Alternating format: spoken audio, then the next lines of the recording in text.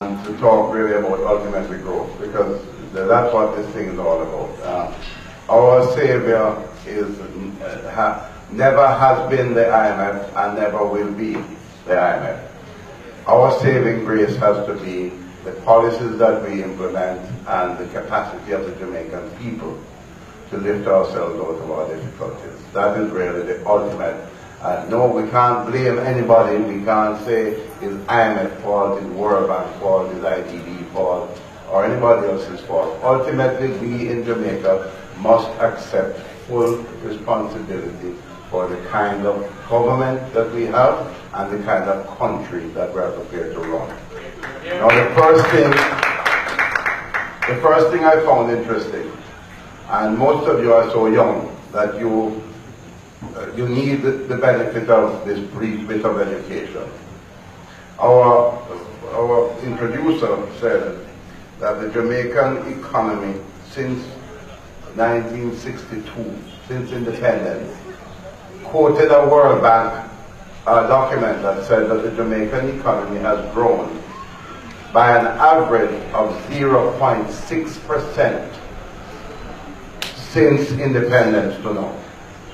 0.6%. So that is just over 0.5% growth per year for 50 years. And I found myself contemplating and looking and flashing back into the history and said, now hold on, but these people, these young people who are here would easily become disillusioned and maybe don't even understand what's going on. But let's disaggregate it briefly. In the 1960s, when the Jamaican Labour Party government was running the country, the economy grew by an annual average of 6% per year from 1962 to 1972. Not 0.6%, but 6% per year.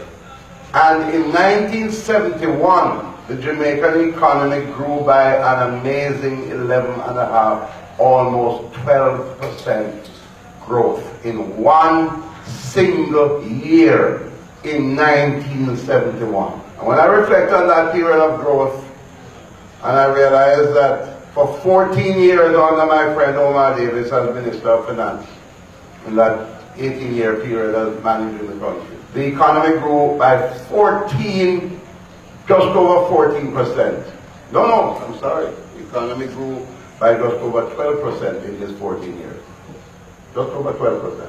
Averaging 0.8% growth per year. So now, let's just go back briefly again. So we had that 6% growth. And we had 11.5% growth in 1 year, which was almost the same amount of growth achieved in 14 years by a Minister of Finance. Look at that comparison. Then in the 70s, we had a period of 7 consecutive years of negative growth. Many of them were 4%, 5% negative growth. That's when your averages come back now and bring it to below 1%. In the 80s, the Labour Party came back in power again. And what did we do? After we wrestled in the first half of the 1980s with a number of global conditions, including a fallout in the earnings and bauxite and alumina industries, we were able to stabilize the economy. We even had tensions with the IMF at the time, because we wanted to keep our exchange rate relatively stable. We introduced a system called the auction system, and we were able to keep the exchange rate stable at $5.50 for 3 years. The IMF wanted us to have the exchange rate in free fall, and we refused to have that. And what happened was another period of 6% growth came back to the Jamaican economy. The economy grew between 1986 and 1990, spilling over into the PNP administration, which had taken over in 1989. It grew again by 6% per year between 1986 and 1990. And what were the common factors of that that facilitated that growth. A stable exchange rate was there. Relatively low interest rates, not low enough that I had wanted. In fact, by the time I became minister, I was able to bring interest rates down much lower than even at that time. But we also aggressively promoted investment. That's when I entered the public service in the 1980s. When I was first in Kingston and then went to New York and was in charge of the Overseas Investment Promotion Program into Jamaica. In that time, we were attracting 2 new investments per week into Jamaica, from both domestic and external sources. And that again led to 6% growth over a 5-year period. And then what happened? 18 years after that, after 89, we had annual average growth of 1% for 18 years. Then we took over again in the period 07 to 11.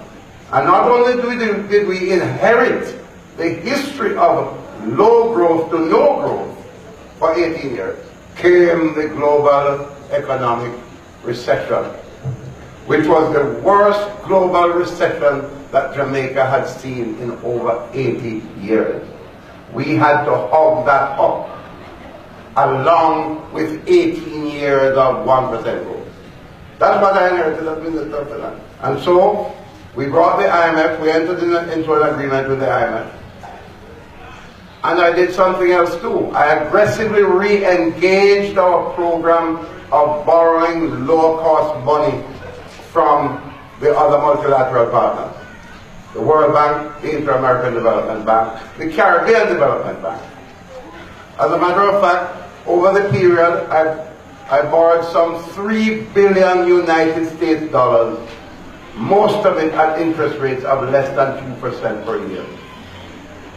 It is significant because you have to compare that with what we were doing on the international capital markets before that under the previous finance minister, Dr. David. He was borrowing money on the international capital markets at 10, 11, and in one case he borrowed $200 million from the Bank of Nova Scotia at 11.75% on the international capital markets. Those interest rates at that time are called junk bond rates, and those are the rates that we're borrowing money at. So, essentially, if you want to have the conditions for growth in your economy, there are major areas of macroeconomic stability that you need. You need to have relatively low interest rates. Jamaica has for too long been bred on high interest rates. And when I became minister, mortgage rates were averaging 18 to 20%. Young people like you could never have a dream or hope of ever borrowing money at those high interest rates. When I left as Minister of Finance, there were 2 financial institutions competing at mortgage rates of 9.4 and 9.5% respectively. You need low interest rates as part of a growth model. We need a stable exchange rate. Now, a stable exchange rate, ladies and gentlemen, is absolutely critical. My good friend Dr. King and others have said, let the exchange rate, it needs to become competitive. Let it be free floating and be competitive. Well, guess what? In Jamaica's experience, it has never led to more exports. Hear what my friend Mr. Audley has said? That we are importing so much less, so much more onions today than we were 10 or 20 years ago, despite all of this devaluation of the exchange rate. We have not seen exports increase in Jamaica as a result of the devaluation of the Jamaican dollar. That is a that's not a postulation, that is a fact that I'm putting on the table. We have just not seen it. In fact, whenever the period of stability in the exchange rate in Jamaica, that is when we have seen growth. You need a stable exchange rate, you need low interest rates, and you need relatively low inflation. Those are key 3 critical components to get investment going and to get growth going, along, of course, with consumer confidence. And how do you achieve this low inflation? Well, that's a major challenge for us. We all know it. Major challenge. And I'm not absolving my party and my government from not having grabbed it, that issue of how we're going to deal with some elephants in the living room like energy. Because our energy policy in Jamaica has been a major part of what is like a virus that runs throughout the economy. That for as long as you don't fix the cost of energy problem, you're never going to achieve the levels of inflation that are in developed countries. You can't get 2% inflation when your JPS is charging you 40 cents US per kilowatt hour. Trinidad now has a promotion program trying to get more investments into their country. And you know what Trinidad has published on paper? They said that they are comparing their electricity rates in Trinidad with the rates in Jamaica. And they say that manufacturers in Trinidad can get electricity at 3.5 to 4 US cents per kilowatt hour. And then they proudly say, but in Jamaica, you have to pay 40 cents US per kilowatt hour. And by the way, JPS has applied for a 21% increase. And if they get it, it means your rate is headed for 50 cents US per kilowatt hour. So kiss export goodbye under those circumstances. It's just not going to work. Now we are being promised electricity, new forms of electricity by 2017. But it's more likely 2018 before we're going to get electricity under the present model. I go further to say that under the present model, they are saying JPS is going to produce 120 megawatts of propane in Trelawney, 190 megawatts of LNG in Old Harbour, and another some amount somewhere else. But they haven't told us how it's going to be financed. We don't know how it's going to be financed. The JPS doesn't know how it's going to be financed because the JPS themselves are compromised in terms of their own financial integrity in the global market. So to this moment, we don't know how it is actually going to be financed. Let me tell you, I'm going to have to come down because this thing, it could take us all evening. But let me just say to you as I wrap up, that one of the areas in which there is a sharp difference between the present government and present Minister of Finance and myself is that you cannot follow IMF dogma blindly. You, as a government, we have to do things that only the government can do. And Dr. Horton mentioned it, growth-inducement strategies. The last thing I did before coming down as Minister of Finance, we worked with the Planning Institute of Jamaica and we published a document called Growth-inducement Strategies. Published it. And before it was even published, I had put in place certain initiatives that were a part of the growth process. I sharply reduced the cost of transaction for land transfer. Transfer taxes and stamp duties were sharply reduced. I abolished death taxes, estate taxes, because lots of properties were being held up because the government wanted to first get, if you're a beneficiary of your father or somebody else died and left land for you, they wanted you to pay the taxes up front before they would transfer the land into your name. But alas, you don't have the money. You have the debt left, but you don't have the money. So I abolished the tax. And I was pleased to see, in talking to the Registrar General recently, that they have actually speeded up the process of properties that were just lying fallow, and there was no movement. There is no movement of property settlements now as a result of the reduction and the elimination of the death taxes. What has the Minister of Finance come and done now? In terms of transfer tax and stamp duty, he has increased it again. And people in the industry have told me that increasing it again has actually put a damper on real estate transactions once more. That one is just one example of the kind of initiative that can be taken by government. That does not mean you're going to give up revenue. Because if you lower your taxes on transfer tax and stamp duties, and you increase the volume of transactions, then you're actually going to make more money, not less money. But you have to be a businessman to think like that. Right?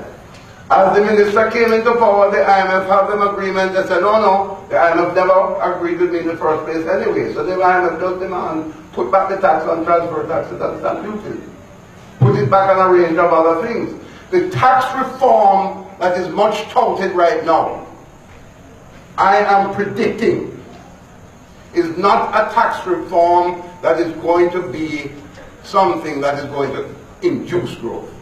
If you look at the tourism sector alone, what is proposed in the tax reform for the tourism sector is not seen to be attractive when compared with what the other people in the tourism market in the Caribbean region is offering. Equally, the manufacturers now are faced with paying certain taxes, including general consumption taxes on imports, that they did not have to pay when I was Minister of Finance. So, tax reform is a work in progress, and the Minister has given me the assurance that he's prepared to look on a continuing basis to see how we can recalibrate tax reform to make it more as an instrument of stimulating investment and growth. Other reforms are there. IMF locked me down because I never implemented them within 2 years. Public sector reform, pension reform. This government has gotten applied till 2016 with those. Countryman said, donkey said they were on a level. Right? Or the ground, donkey said the ground at level. Right? They have gotten all of this reprieve to get this thing done, and guess what? If you don't get the bureaucracy reformed quickly, the bureaucracy is part of the hindrance to growth in the economy, and that's the major elephant in the living room. I end by saying this to you. While we have the IMF agreement, and I'm in broad agreement with it, we have to control expenditure. No question about it.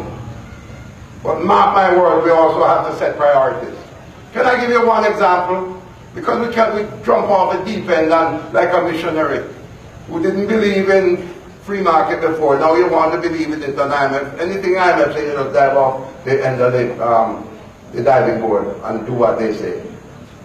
As chairman of the Public Accounts Committee, I listened to the Jamaica Fire Brigade that appeared before me today. Jamaica Fire Brigade.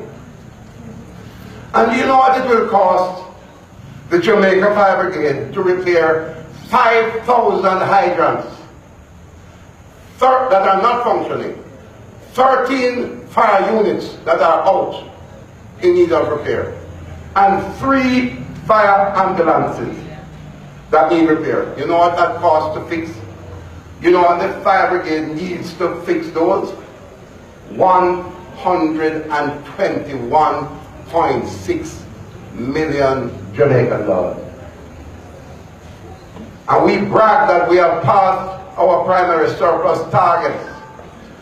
And we brag that we have contained expenditure by several billion dollars. Under expenditure. And we cannot give the fire brigade $121.6 million to repair 5,000 fire hydrants, 13 fire units, and 3 fire ambulances to make the Jamaican people safer. That is a disgrace.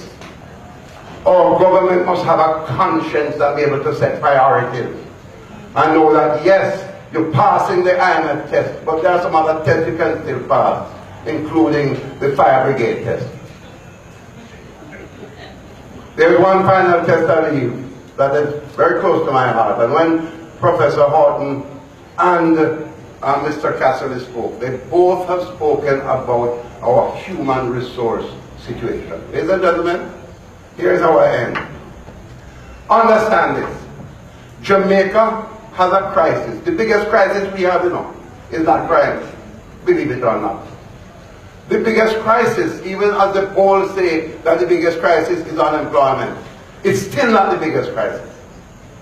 You know what our biggest crisis is?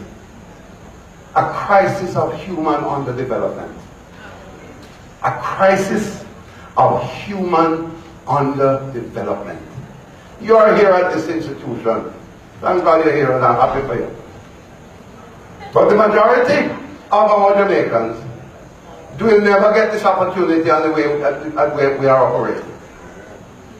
They don't, from the beginning of the education system, they are at a disadvantage. Because we put them into glorified daycare centers from 3 to 6, and when they start matriculation for grade 1 at 6 years old, they are illiterate. They can't read, they can't write, they can't understand. And that follows the children right through the system. I'm talking about the majority, and I'm talking about the Mona Prep people and the Immaculate people and the Bel Air people. I'm talking about the majority of the people that we claim that we love so much, poor people. Those are the people who are being compromised because from 3 to 6 years old they are not being prepared. Trinidad, I was flying from Trinidad a few weeks ago, and a former permanent secretary there told me, he said, Mr. Shaw, over the past 5 years, spanning 2 government administrations, the Trinidadians made a decision to take over the education system. Train our teachers, train their teachers, and make sure those children start to get proper education from 3. What do we have here? We have 4,000 teachers. 2,000 of them are underemployed in the system. 2,000 more are unemployed but trained. Couldn't we take those 4,000 teachers and retrain them into early childhood education and deploy them and take over the early childhood education system? Leave the private schools, let them go on, take over all of those that are below standard. The cost of it is $10 billion a year. Bobby Pickersgill would call that chicken feed. $10 billion a year. That's what it costs. And we have $120 billion sitting in the Petrocarib fund earning interest. Right now. If we have the will, we can do it. If we have the will to set the priorities, we can operate within the framework of the IMF agreement. That is my argument. God bless you. Thank you very much.